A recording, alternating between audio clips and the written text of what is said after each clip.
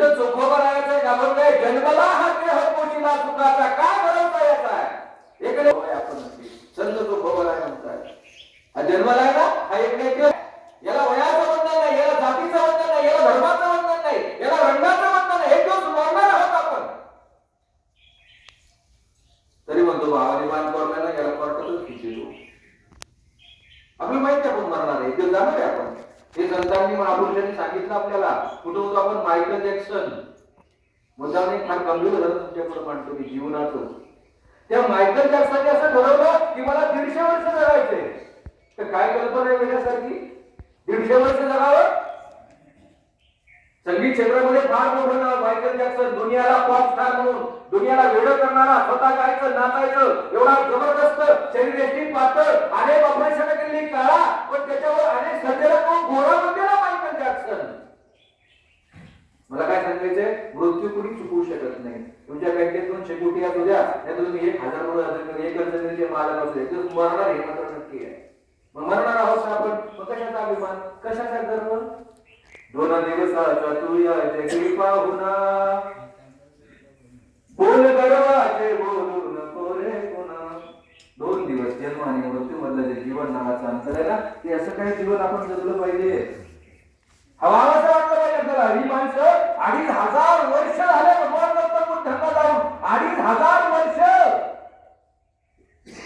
4 वर्षापूर्वी गेल्या बापाचा आजोबाचा आपण फोटोकडे पाहतो सारखाही केलं नाही, पण 2500 वर्ष काय केलं असेल होत्या माणसांनी एवढं? ते 2500 वर्षानंतर अशा असंख्य पिढ्या त्यांना पूजत जाणार आहे, त्यांचं स्मरण करणार आहे. त्यांनी जगलेल्या जीवनाचा इतिहास लोकांना सांगणार का? दुसऱ्यासाठी जगलं म्हणून.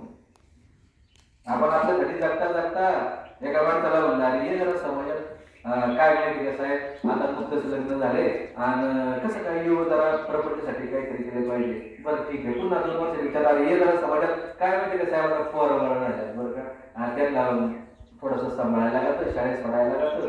पोरं मोठी झाली, पोरांची 12वी झाली, शिकली पोरं. अहो आता समाजाच्या आता काय माहिती कसं आहे, पोरं ग्रॅज्युएट झाली हो, त्यांचं लग्न झालं, त्यांची पोरं सांभाळायला लागलं.